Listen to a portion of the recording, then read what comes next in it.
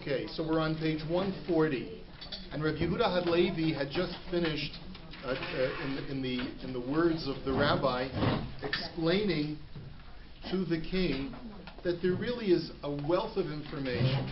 Not only is there a wealth of information about all of life and all of reality that's contained in the Torah, but the words of our sages carry that even farther. And we have explained in all of the previous weeks leading up to this point as to why the Torah is somewhat scant in its discussion of the afterlife, and why the sages felt the need to bolster and reinforce and actually provide a very robust discussion of the afterlife. And so we're on page 140, paragraph 116. The Kuzari said, if this is so, then there really is nothing additional to your Torah in the other religions which define an afterlife, except for some details regarding the Garden of Eden and Gehenna and their characteristics, and the fact that the other religions were redundant and verbose in their descriptions. And remember, we mentioned that Rabbi Yehuda Halevi emphasizes the fact that the reason why other religions are so verbose and redundant in describing the afterlife is because they have nothing to represent about godliness in this world. There is nothing manifest within the other nations in this world that demonstrate a certain presence of Hashem, a Shekhinah, a divinity in their midst. Within the Jewish people, you can at least point to the prophetic experience. You can point to different periods in Jewish history where the Shekhinah was in our midst to describe godliness. And therefore, the other religions have to emphasize what happens after we die, because that's where godliness and the Shekhinah begin for them. But we've never felt that to be necessary. That was Rabbi Yehuda Halevi's whole point. So the rabbi said, even the details are nothing new. In other words, yes, it's true, there are additional details that are emphasized in other religions, but we have the very same details, for the rabbis expounded greatly on the subject, as I mentioned, in the Talmud and in Tractate Gehinom. There is no new detail that you will not find in the words of the sages if you search for it.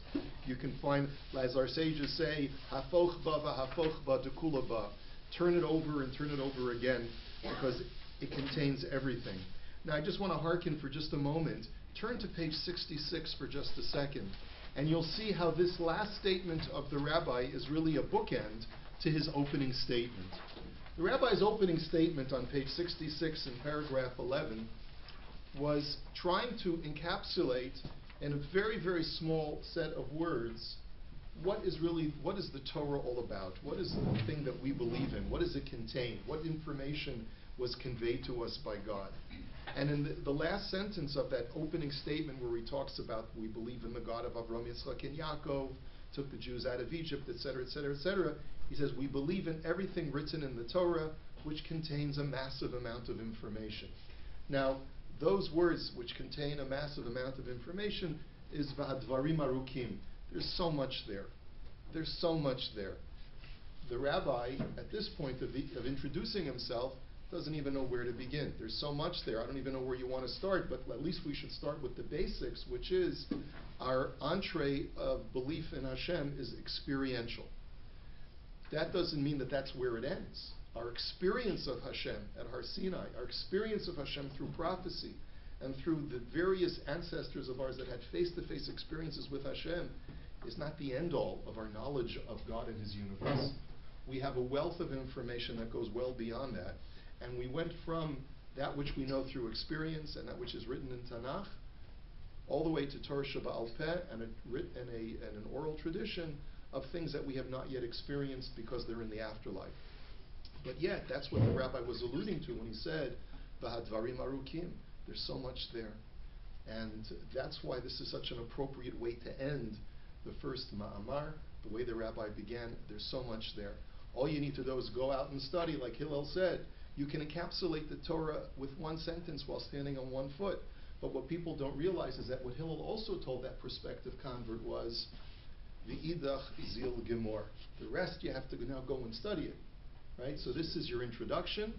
Don't think that okay, now I know that what is hateful to you, do not do to your fellow, and now I know the whole Torah.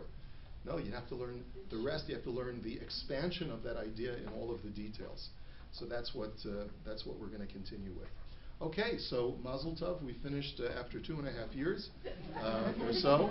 We finished the first part of the Kuzari. Everyone, please get up. help yourselves to some goodies, and we'll in 5 minutes we'll continue the shir. Oh, let me also comment on the Kuzari cake. Please come and take a look. The Rebbitzin designed the Kuzari cake. You'll notice that it has a copy of the book on it, and it has the golden calf, which plays prominently in the first essay. It's the only biblical episode that's discussed in the Kuzari. And then it has the 4 disputants of the king, which are the Christian cleric, the imam or the qadi, the Greek philosopher, and the rabbi.